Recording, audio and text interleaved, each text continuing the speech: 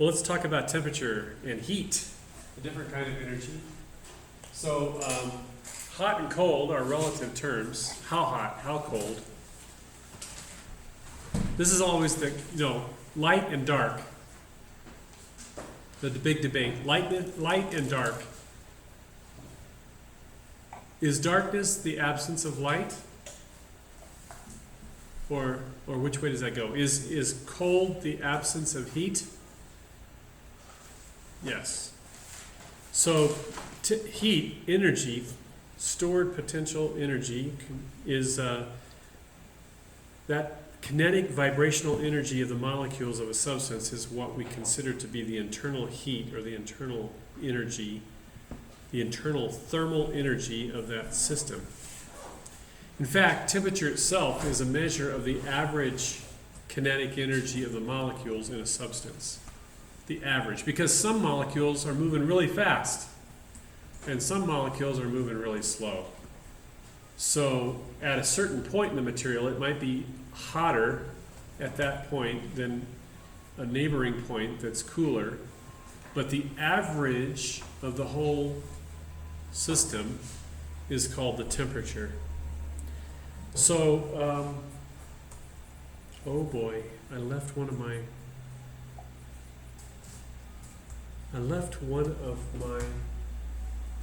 show and tell items in my apartment, but I'm going to use it at 2 o'clock for the lab. So come back at 2 o'clock, you can see it. A thermometer is an instrument that measures temperature. And there's all different types. We're going to talk about them this afternoon. Thermal expansion is the physical property of most materials that determines how fast it expands as the temperature goes up. Most materials expand. Their molecules get further apart as they get hotter, and they contract as they get cooler. Most materials. What is the one big material, important material that doesn't do that? Water. We'll talk about that in a moment. So I have here a couple of these bimetallic strips. I'll pass them around. One side is brass. The shiny side is brass. The other side is iron. So brass on one side. It's actually two strips of metal that have been welded together. They're actually riveted together. Do you see the rivets? So they're locked together. They have to move together. Normally, if I were to heat these up, one of them would have a larger thermal coefficient of expansion than the other. And I have this written in my notes here. Let's see.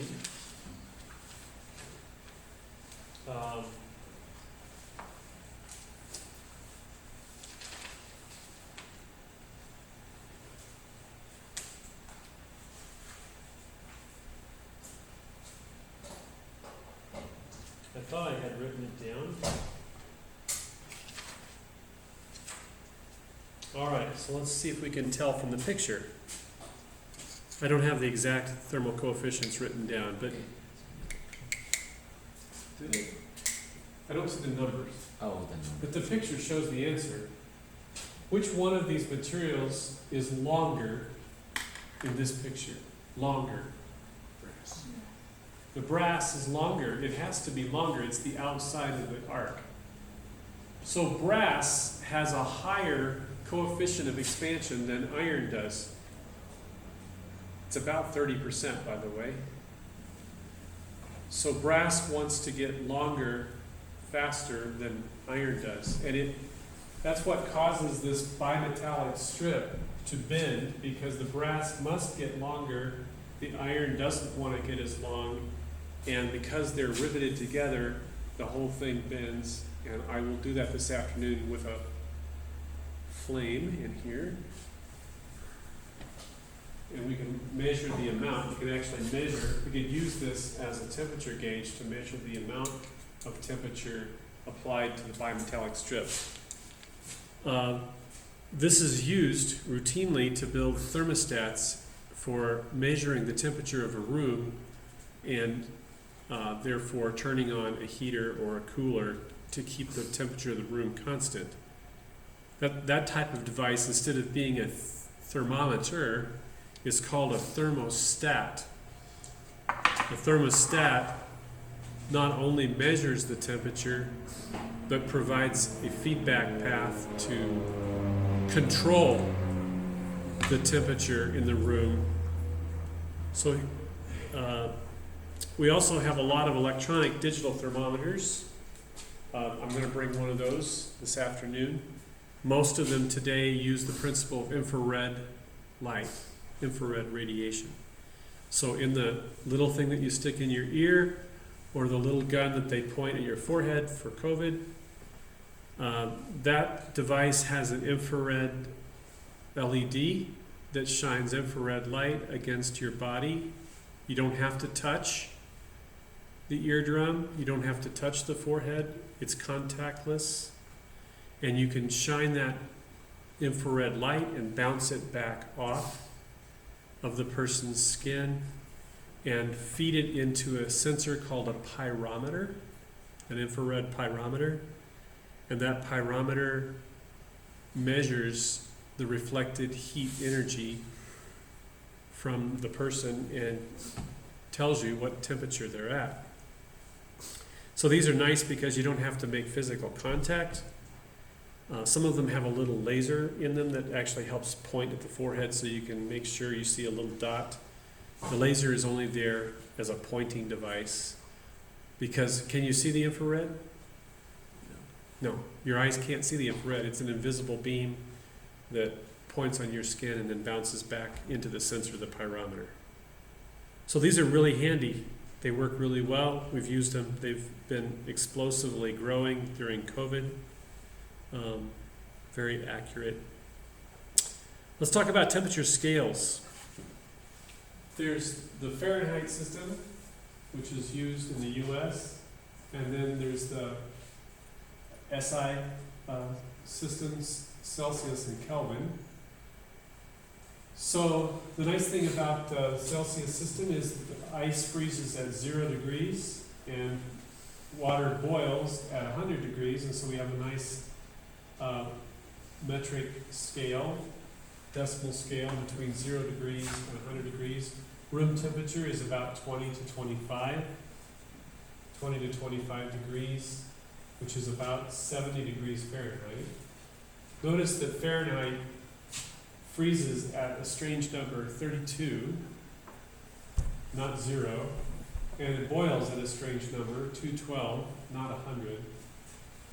So there's actually 180 degrees difference between 180 degrees Fahrenheit difference between freezing and boiling. But for both the Celsius and the Kelvin scales, there's exactly 100 degrees between freezing and boiling. And absolute zero is that when all the atoms and molecules come to rest at such incredibly cold temperature that everything stops. All the vibrational energy goes to zero, at absolute zero. You can't reach absolute zero. We can't get all the way there. But we can get very close in modern technology. How close do you think people that spend their whole career on what's called cryogenics, how close can humans get to absolute zero? How close? Have you ever heard? Have you ever read an article about cryogenics? How close do you think? Somebody guess. How close can we get to zero? Any guess is okay. -270 Celsius. So you say that we can get down to within 3 degrees. Sure. All right, that's a good guess. It's not right, but it's a good guess. Sorry, Alex. I don't know. I think I don't know. Isn't it like 0.1 or something? Yeah, it's fractional. You're right. So Peter's closer. It's fractional. It's less than 1 degree. It's a lot less than 1 degree. We can get down to 1 microkelvin. 10 to the minus 6. 1 in a million degrees Kelvin. We can get that close to absolute zero, and we do it every day in the world. It's amazing. Very, very close. And every year they get a little bit closer to absolute zero. Why is that useful? Why do you want such cold temperatures? What can you do with that? Does anybody know what the uses of cryogenics are? Science, physics, chemistry. Science is one of the biggest uses. We can study phenomena in that strange world near absolute zero that help us understand its behavior at normal temperatures. So it's mostly scientists that want to drive the temperature down so close to zero. We can also do superconductivity. Have you ever heard of superconductivity? Metals that don't have any resistance at all because they're super chilled, they're cold, and they have no resistance. Therefore, we can transmit power for miles and kilometers and across the entire globe with no resistance in the wire because of superconductivity. So that happens at low temperatures. Well, what is this magic shift here? Notice this whole scale is shifted up by 273 degrees for the Kelvin. So room temperature is about 300. That's a good estimate. It should be written right there. Let me write it. Room temperature is about 300 degrees Kelvin. And notice that with Kelvin we don't use the little circle. Oh, somebody made a mistake right there. Nope, we don't do that. Kelvin is just K, capital K, no little circle. So normal body temperature is about 17 degrees above room temperature, so this is about 317. Boiling, 373. Freezing, 273. Absolute zero, 0 Kelvin. This is the scale for scientists and engineers. This one on the right. The average person uses Celsius in the Fahrenheit system. All right.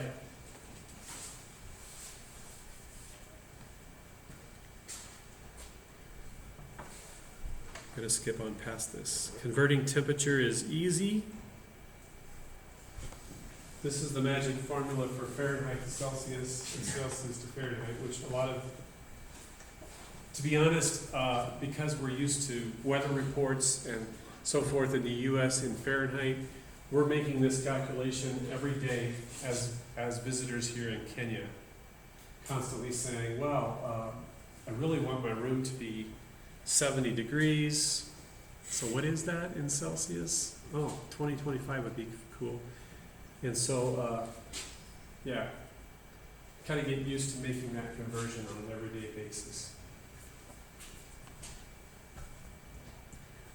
All right. Body temperature. In Fahrenheit, the body temperature is 98.6 degrees Fahrenheit, the average body temperature. In centigrade, that's about 37. I was looking at the posters. This room doesn't have it, but if you go to the cafe, it says if we measure your temperature and your temperature is greater than 37.5, you may have to be isolated. Remember that? Thankfully, that's mostly over with. I see all these temperature measurement stations. They're all infrared. They're all over campus. You know, you walk up, they're all over the place. Did you guys have to use those during COVID here? Did you have to walk up and what happened if your temperature was too warm? Was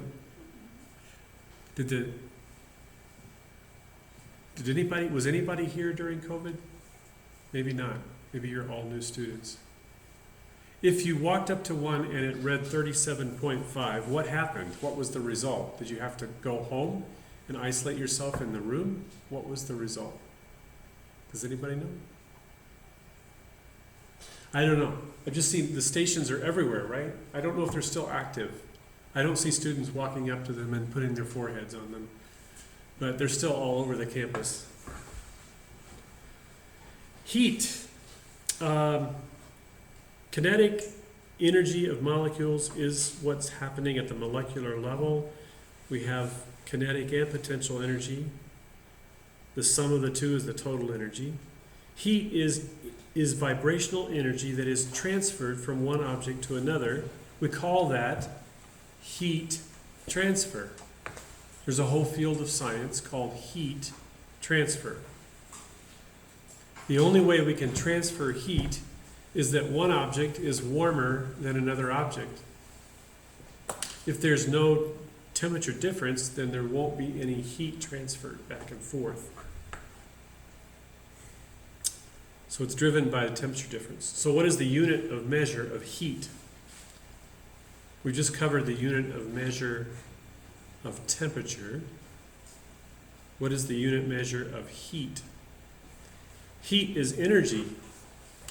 The answer is joules. Heat is measured in joules. There is another unit, a stranger unit, called the calorie. The calorie is the amount of heat necessary to raise 1 gram of water by 1 degree. A gram of water is just a milliliter. 1 little tiny milliliter of water raising its temperature by 1 degree is 1 calorie. And that's only true at normal atmospheric sea level pressure. So a calorie is about 4 joules. 1 calorie is about 4 joules. But don't be confused.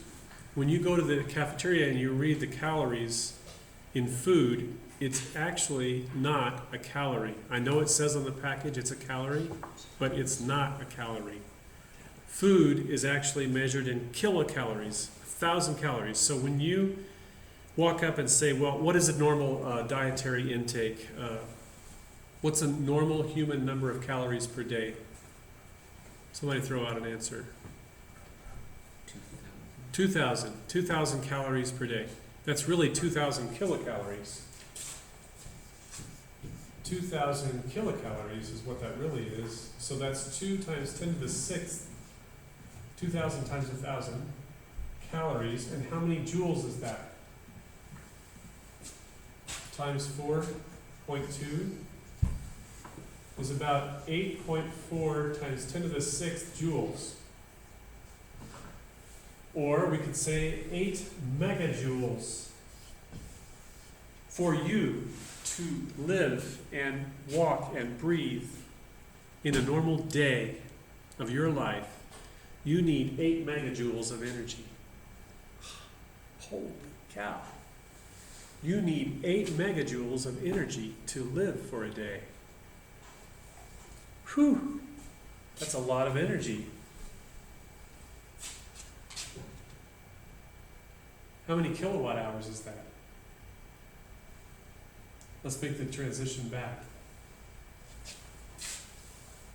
Somebody help me. 1 kilowatt hour is equal to 1,000 watts times how many seconds are in an hour? That's 3,600 seconds in an hour. So that's 3.6 times 10 to the 6th kilowatt hours. Joules, right?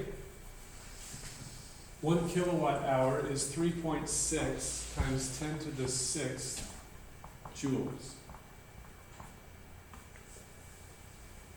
How much do you need in a day?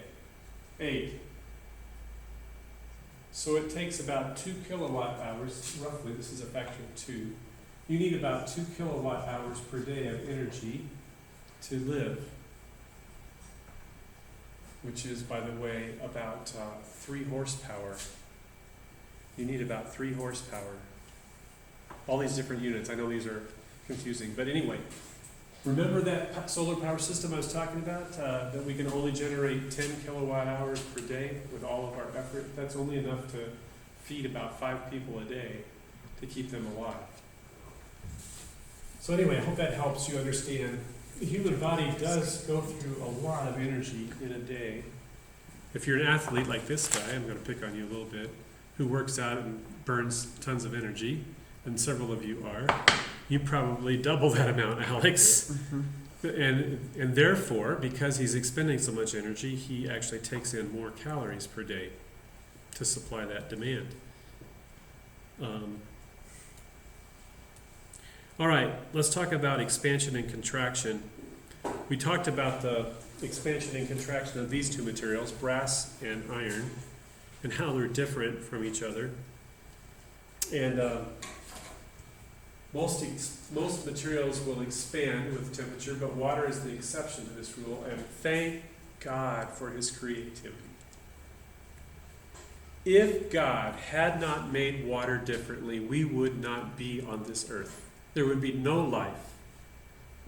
No living organisms would exist if water did not expand when it froze.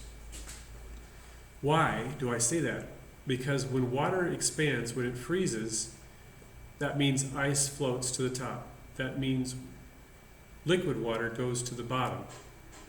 That means fish can survive and microorganisms can survive at the bottom, even in freezing conditions, even at the polar ice caps. Life can exist underneath the water because of this rule. Because water is the exception, ice floats and life exists. Literally, this is why life exists on Earth. God made it this way, with this one special material called H2O that doesn't behave the same way.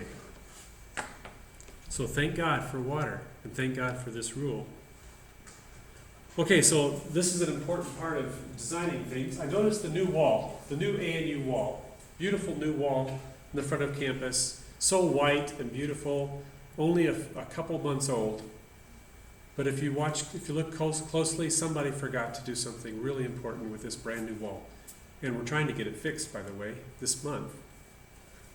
They didn't cut the expansion joints into the concrete out front on each of the posts. And each post, because it's a very long wall, I don't know how many meters it is, but it's a very long wall. And it expands and contracts every day in the sunlight. And there are no seams, no expansion joints cut yet at each of those posts. And they're beginning to crack and break already. The expansion and contraction will always happen, especially with a very long thing. Anything that's long, like a bridge, or a steel post, or a wall, will expand a tremendous amount. Look how big these are. 3 feet maybe. A tremendous amount of expansion and contraction will happen, and it will crack and break anything, concrete, steel, anything. So you must design thermal expansion joints into everything that you build if you want it to last. Even an airplane wing has the ability to thermally expand and contract without breaking, thankfully. And you have to design this way. You cannot ignore thermal expansion and contraction. Here we go. I already said this, but God's miracle for life. Water has its most dense point at 4 degrees C. This is the most dense it is. When it freezes, it actually gets less dense. This is the part of the curve right here that God designed for life. This part's normal over here, but this is the special part. Between 4 degrees and 0 degrees, water gets less dense. And that allows us to, What would another material look like on the graph? mostly the right-hand side. And like just keep going. Yeah. So water is also beautiful when you look at crystals hexagonal crystal structures that form all types of ice crystals and snowflakes that are absolutely beautiful and unique, like the fingerprint of a human, every one of them slightly different from the other. This hexagonal structure for frozen crystalline H2O is beautiful and infinitely creative. All right, let's talk about specific heat. That's a weird name. Specific heat is the name for the amount of heat that we require to raise the temperature of 1 kilogram of a substance by 1 degree. The amount of heat necessary to raise 1 kilogram 1 degree. So every material has a different specific heat. You actually have to go to a lookup table on the internet, on Google, to see the specific heat of each material. Just like each material has a different coefficient of expansion and contraction, each material has a different specific heat. So the greater the specific heat, the greater the amount of heat required to raise the temperature. Water has a very high heat capacity, a very high specific heat. It's able to store large amounts of heat. Water is one of the best. So what do we use when we want to cool an engine in a car?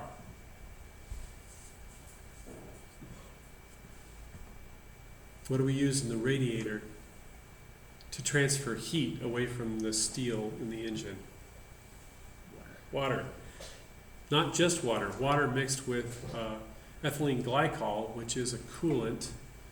And the combination of water and ethylene glycol is even better than pure water at getting rid of heat. So here is a table of the specific heats of different materials. And I want you to look at water. It's the winner. By the way, the units of specific heat are joule, kilograms, degrees C. Joules per kilogram degrees C. Water is the winner.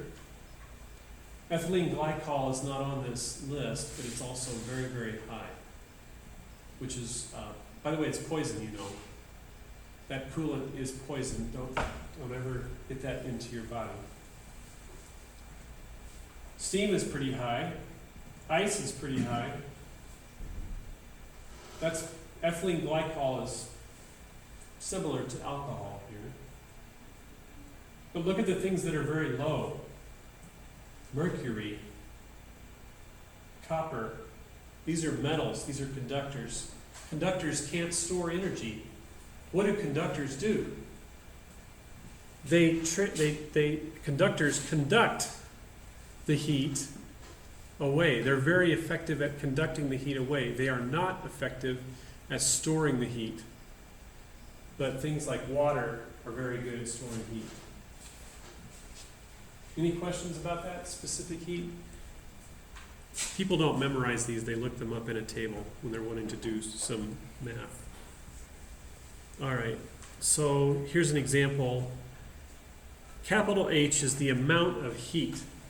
And the equation here says that if I have more mass or more specific heat, this is that number that was in that looked up table. Little c is the specific heat. Or if I have more temperature change, any one of those three will produce a larger quantity of heat.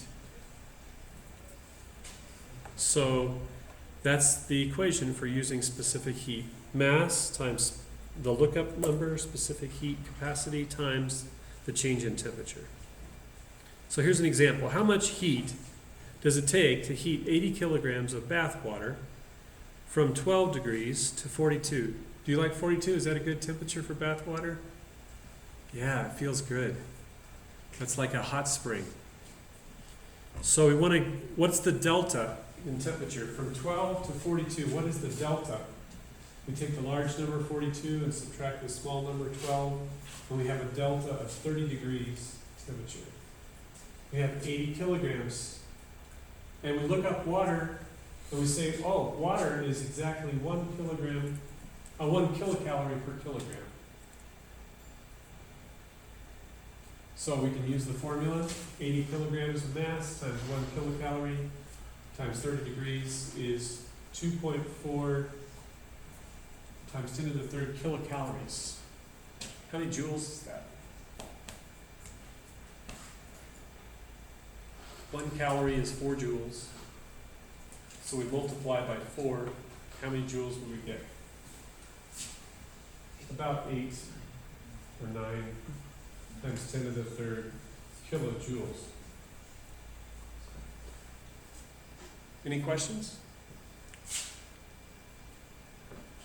So what about heating water? It costs a lot of money, a lot of electric power to heat water. You guys here on campus heat water in a different way than we heat water in the US.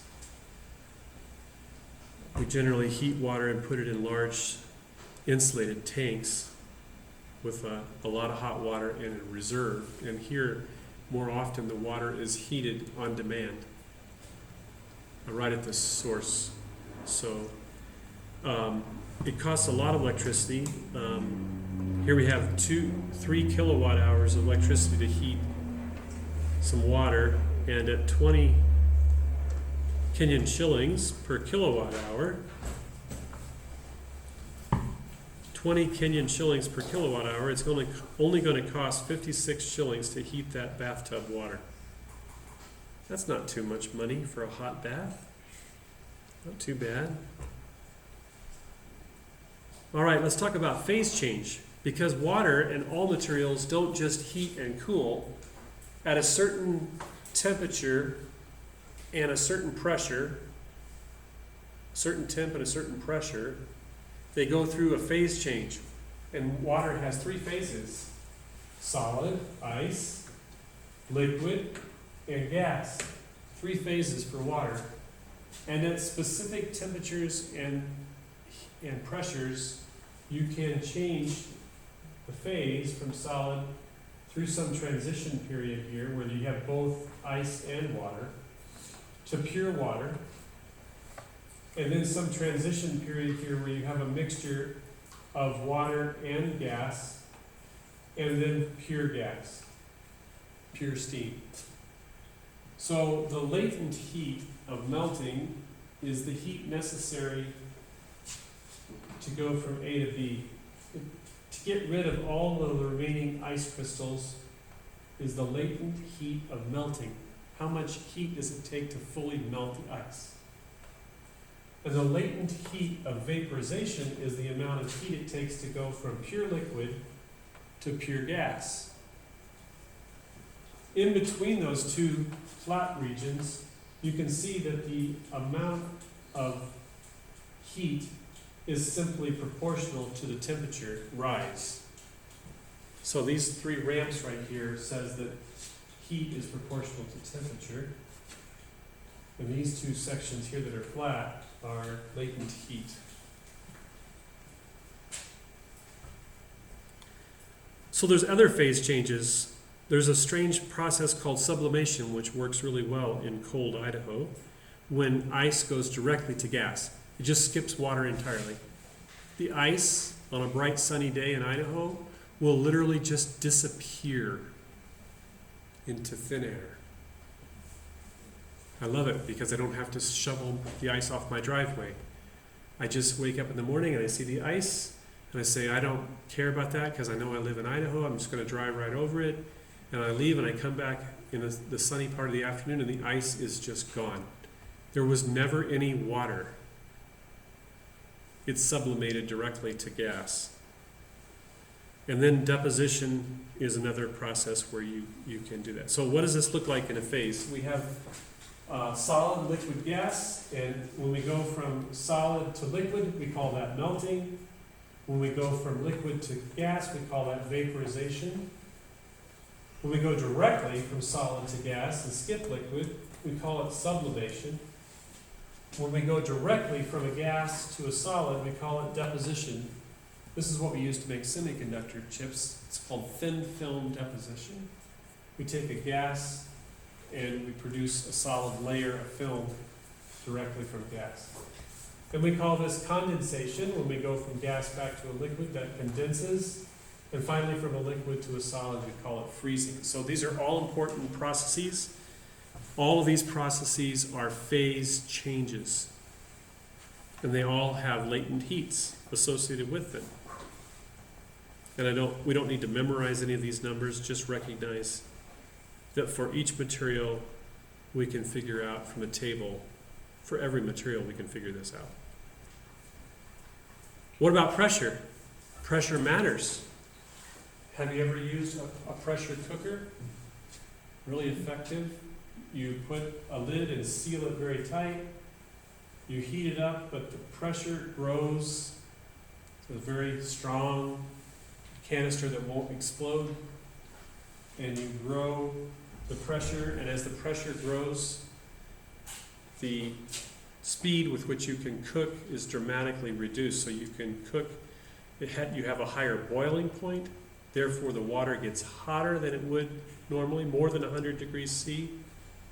You can go considerably above 100 degrees C inside this pressure cooker and cook the food faster. Have any of you used one of these? Rice cooker. Yeah, rice cooker.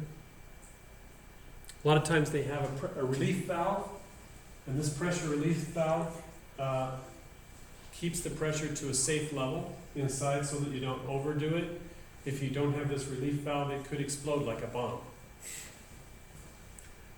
Some of you know the Boston Marathon, especially Kenyans know the Boston Marathon. And a few years ago, there was a terrible bombing that killed several people right at the finish line of the Boston Marathon. And that bomb was a pressure cooker. And it killed several people at the finish line of the Boston Marathon. So high altitude, like we are here, how many meters are we in Nairobi, in Ongata Rongai? How many meters is our elevation? Does anybody have it memorized? Somebody guess. What's our elevation in meters? Above sea level. Somebody Google it. Yeah, Google it. Go for it. Tell me what it is. Let's just see with the compass. 5590. That sounds like feet. That sounds like feet, Alex. 5,682. That sounds like feet. I don't want feet. 1,731. Ah, there we go. 1,700 meters above sea level. So we're very high. We're very high here, and therefore the boiling point of water, because we're at such low pressure, the atmosphere is lighter, we have low pressure. Low pressure is the opposite of the pressure cooker that we just described. So instead of the boiling point going up, the boiling point goes down. So what does that mean when you cook your food at Nairobi versus cooking your food at Mombasa? Mombasa's at sea level and Nairobi's at 1,700 meters. So do you have to cook your food a little longer in Nairobi? Because the temperature will not be as high at boiling. You have to cook your food longer at higher altitude. This summer, so I was at like 9,000 feet, a little 9,000 feet, and there was a chef there who's like professional chef, and he said even at his house, which is about 500 feet lower elevation, less than that, he can cook something there that he can't cook here, because like Even that change. it's a very delicate dessert that it won't form. Wow, So wow. yeah. So when you're at high elevation and you try to cook something, you can have some epic fails. All right. What about evaporation? What do we know happens when we evaporate something? What happens to the temperature? When you sweat, and you're sweating, and your body is producing sweat on the surface and it's evaporating into the air, what does that do to your skin? It cools it down. It takes the heat, it transfers the heat away from your body into the air. Thank goodness, or you would overheat. In dry climates, like in Idaho, people don't sweat as much, and it's actually quite dangerous because it's too dry. All right, so here's the types of heat transfer. 3 types. I want you to memorize these. This will be on the exam. 3 types of heat transfer. Direct conduction. I put the hot iron into the fire and I touch it, hopefully with a glove and not with my bare hand. And the heat is conducted. It actually flows through that metal all the way down here. It's conducted by a conductor and flows into me. Conduction. Convection says I have air. I'm in air. And the air rises and falls in a cycle with gravity. And that air molecules transfer the heat from the fire through the air to my hands. And the last form of heat is radiation. This literally, the heat electromagnetically radiates through anything. This could be a vacuum, by the way. And that radiation, this could be the sun, and this could be the earth, with a vacuum in between. And that energy from the sun still radiates all the way to the earth. So 3 forms of heat transfer: conduction, convection, and radiation. And conduction is by direct molecular collisions. And metals are good conductors. And liquids and gases are generally poor. What's the heat sink made out of? What's a heat sink made out of? You know what I mean? The fins on a heat sink, like in your computer. Can you grab one? There's probably one sitting over there. In that pile, I think there's a heat sink. I threw one in there yesterday, somewhere near the top. Is it, yeah, let's grab that. That's a cool example. Would you be my show person? Hold it up and point to it. So in front of the camera here. So can everybody see this? These fins are made out of aluminum. They're a conductor. They have a lot of surface area, as much surface area as possible. And they are the fan on the top. Maybe you can see this little fan blows air right through the fins. And so this process of convection, first of all, there's conduction because the chip underneath that whole thing is a microprocessor, and it physically is touching the heat sink. I mean very intimately touching the heat sink, so all that heat transfers directly to the aluminum fins. And then we use convection to get the air to pump through there and convect the heat away from the fins. So that works really nice on Earth. But if you were to launch that into space where there's no air and there's 0 gravity, maybe in orbit, we have a problem. Convection goes away, and effectively conduction goes away because there's nothing to conduct to. It's just space.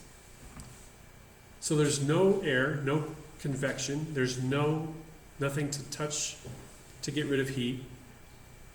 Things can burn up very quickly. Electronics can just self-destruct in space because they have no conduction to get the heat off. They have no convection. So what is the last thing that's left in our triangle? What's the last thing that's left to get rid of heat if these 2 are gone? Radiation. So we have to design black body radiators that deliberately get rid of heat on satellites and things like that. That's the only way to get the heat off. On our satellites from NNU, the entire outside surface of the satellite was a radiator of heat. Black solar cells that radiated heat. How does it radiate? By the electromagnetic energy from the heat traveling through the vacuum of space.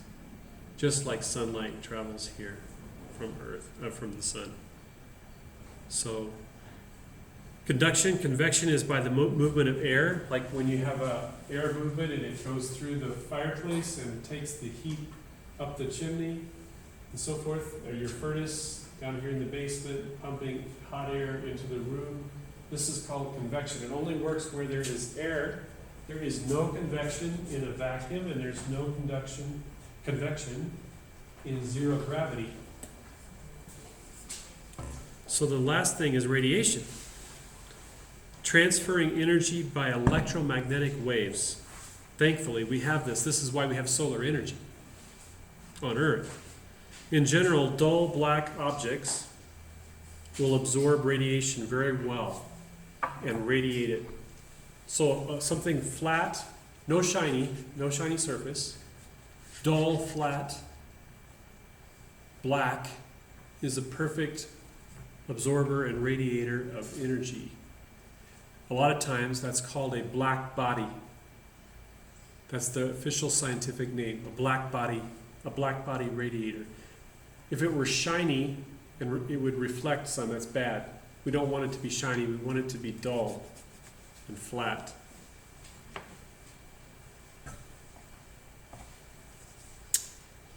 All right, so good insulators. Insulators are not conducting. They don't conduct heat. We know that when we build a goose down sleeping bag that retains your heat even in cold weather, it's made of goose down, and goose down is a good insulator. Insulation like fiberglass, or one of the best insulations that we have is vacuum. Or if you have two panes of windows, an inner pane and an outer pane of glass, this is the hot temperature outside, this is the cool temperature inside maybe, and here's glass, and here's glass, and in this cavity in between, they would put some inert gas, like argon gas, or maybe even a vacuum in between those two panes of glass. This is glass, the glass here, and this is glass here. That's called a double pane window, and so that insulates, it keeps, we don't want this hot air to directly touch this inner glass. We want to keep the heat out and keep the cool in. So this is an important way that we do that. Oh, thermos bottle. Some of you have one of these. It has either cool or hot liquid inside, and we have, maybe it's got kahawa inside. And it has two layers of glass, and the inner part here is a vacuum, or it's basically a vacuum in this gap, partial vacuum. And so it insulates very well to keep the heat in, or to keep the cool in.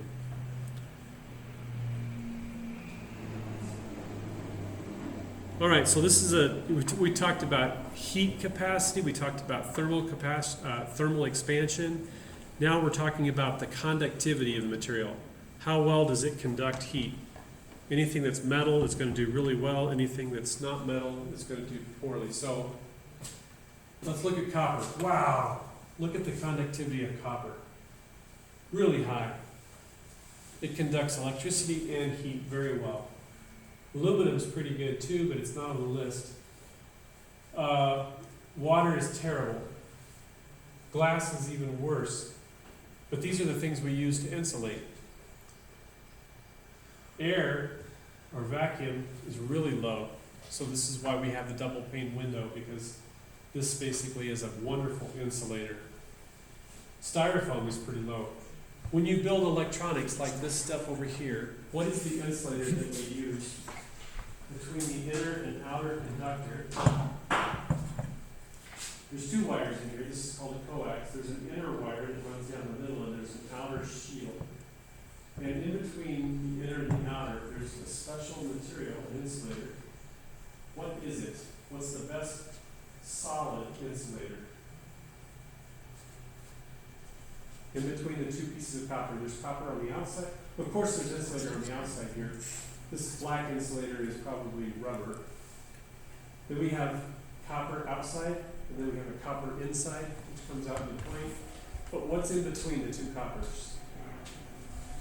Is it plastic or rubber or something? No, it's more. It is a polymer. It's a very special polymer. Teflon. Teflon. It's a modern polymer, Teflon, very good insulator. Everything's made out of Teflon.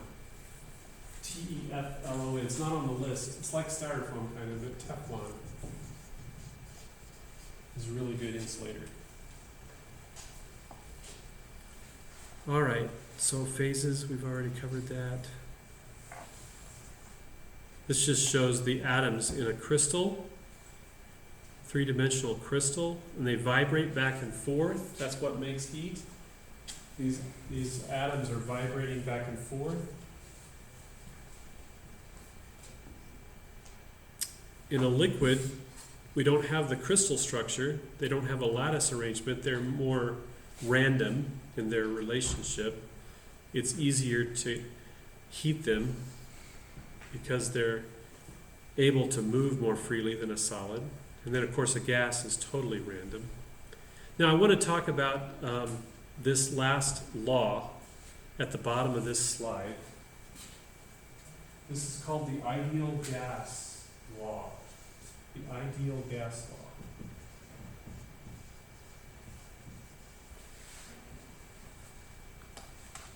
And I have a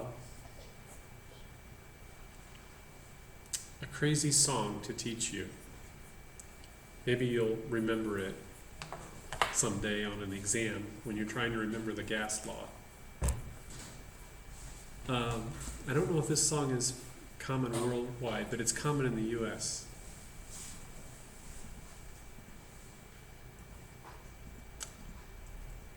Here goes. I'm embarrassed. Gotta take a drink. All right, before I start, let me tell you what these variables are. P is pressure. The pressure of the gas. V is volume. T is temperature. R is called the gas constant. It's a lookup number. It's related to Avogadro's number. Remember Avogadro's number from chemistry? So this is the gas constant. And N is the number of moles of gas. So we have all these variables: pressure times volume, number of moles times gas constant times temperature. If one of these quantities goes up, the other quantity must go down in order to keep this constant. So this is like, I can have pressure or I can have volume, but I can't have it both ways. If one goes up, the other must go down. If the temperature goes up, the pressure must go up, or vice versa. So here's the song for memorizing the gas law. PV equals nRT, doo-dah, doo-dah. PV equals nRT, oh doo-dah day. Oh doo-dah day, oh doo-dah day. PV equals nRT, doo-dah, doo-dah. You got it? You got it? Yeah. You brave enough to sing it with me? All right? PV equals nRT, doo-dah, doo-dah. PV equals nRT, oh doo-dah day. That's it. All right, we did that. All righty. Now you remember the gas law.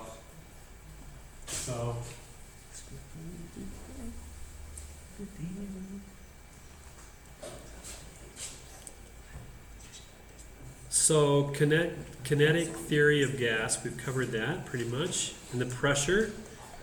Pressure is just the number of billions of collisions of gas molecules on the wall of a container, like a balloon or a ball. How active is the gas inside that basketball? How much vibration? How many collisions against the walls of that basketball? We measure pressure not in the number of collisions per unit area, but in the units of pressure are newtons per meter squared. Like if I have a basketball and the air is pressing out in all directions with a force, a certain force, in newtons, and the area of the basketball, the surface area might be pi r squared. Is it 4 pi r squared for surface area of a cube? 4 over 3 pi r cubed is the volume, I think. So. Oh, wait. 4/3 area of a sphere. What is it? 4/3 pi r. I think it's 4/3 pi r squared. Anyway, somebody can check me on that. 4 pi r squared. 4. 4/3 is for the volume. 4. 4 pi r squared. All right. So we take the total force in newtons and we divide by the area, and we get the pressure, which is newtons per square meter, but it has a new name for the unit called the Pascal. That's the unit of pressure. How many pascals? So when we talk about the pressure of the atmosphere on our bodies at sea level, we could also measure that in pascals, or a strange unit of pressure from the United States called pounds per square inch. PSI. This unit is very common in the US. The number of PSI, the air pressure inside a tire on your car. The air pressure at sea level for 1 atmosphere is 15 PSI, 15 pounds per square inch on your body, but that's equal to 10 to the 5th pascals. So all of us right now are experiencing about 10 to the 5th pascals on our body. We're a little bit less than 1 atmosphere because we're so high in elevation I here. have a question. Yeah, So when you're like pumping up a ball or a tire, yeah. does that like start from that 10 to the 5th pascals or like 14.7 Yeah, it's PSI? differential pressure, you're right. So it's the pressure outside the tire, which is 14.7, and the pressure inside the tire, it's the difference. Okay. Yeah, So like I don't think it usually starts at 14 points. right. It would be 0 if it were equal to the outside. Okay, the pressure is the number of molecular collisions against the walls of the container. And we can measure that with a pressure sensor. We can measure the temperature with another sensor. We can measure the pressure with one sensor. We can measure temperature with another sensor. We can plug those together. And what do we see? PV equals nRT. The pressure is proportional. This thing right here means proportional. The pressure is proportional to the amount of the gas times the temperature of the gas. It's inversely proportional to the volume. So, what happens to the volume of air when the pressure goes down? When pressure goes down, what happens to the volume? It goes up. When pressure goes down, what happens to the temperature? It goes down. So this is just the ideal gas law. And you can use it in a lot of systems. Here's an example of using it in a container of hydrogen gas. This is the reason why the big US rocket didn't launch this last week, because the liquid hydrogen gas started leaking out, and it leaked so fast that they had to abort the launch, and they're going to wait for a few weeks. This is the biggest rocket ever made in Earth, bigger than the original moon rocket back in, and so they were about ready to launch it just a few minutes away, and then there was a hydrogen leak because PV equals nRT. So, all right, real quick, do you have the laws of thermodynamics memorized from high school? First law, the heat added to a system goes into the internal energy. In other words, the energy, as the energy of the system increases, the amount of heat increases. This is kind of an easy law. Easy law. The second law is a really important law. It says that all the heat and energy in the universe flows only from an ordered high energy state to a disordered low energy state. All the energy in a system, including the universe, flows only in one direction. From high order high energy to low order low energy. This has implications that are very broad throughout all of science. I can only transfer heat from a hotter body to a colder body. I cannot go the other way. Therefore, 100% thermal efficiency is impossible. And finally, the third law of thermodynamics says that absolute zero is the lower limit. I can't get any colder than absolute zero. It's sort of like the speed of light. I can't accelerate any object, any particle faster than the speed of light. That's an upper speed limit. This is a lower temperature limit. All right, we're going to move on past, and we're summarizing chapter 5 here. This is all of the equations that we've just talked about in heat and energy. There's the first law right at the bottom. Heat is the change in energy. There's the specific heat equation, the latent heat equation, and finally, PV equals nRT. Doodah. Doodah. And that's it for today. So thanks for your patience. We're going to come back and do some heat this afternoon. We're going to do heat. And are there any questions before we go? Remember, there's chapel today in about an hour. A little less than an hour, chapel. Any questions? Yes. Yes, it's kind of a new life application. Since you are speaking about it and you have mentioned about black body, I remember when I was young, my mother used to buy me these big black jackets, and she used to say that black clothes they prevent from cold. So is it true? Yes, they absorb that sunlight.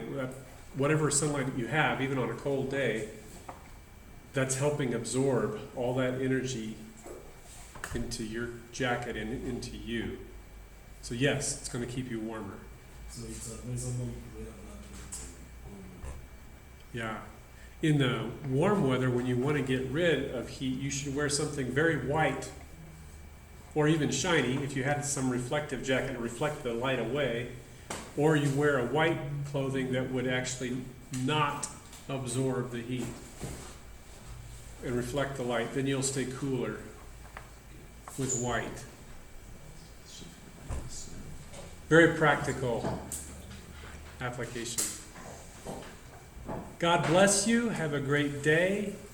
Go in peace. And I'll see you next week. No, I'll see you this afternoon in here. There's plenty of room. We won't be very long today. Today will be short, but we'll do some examples.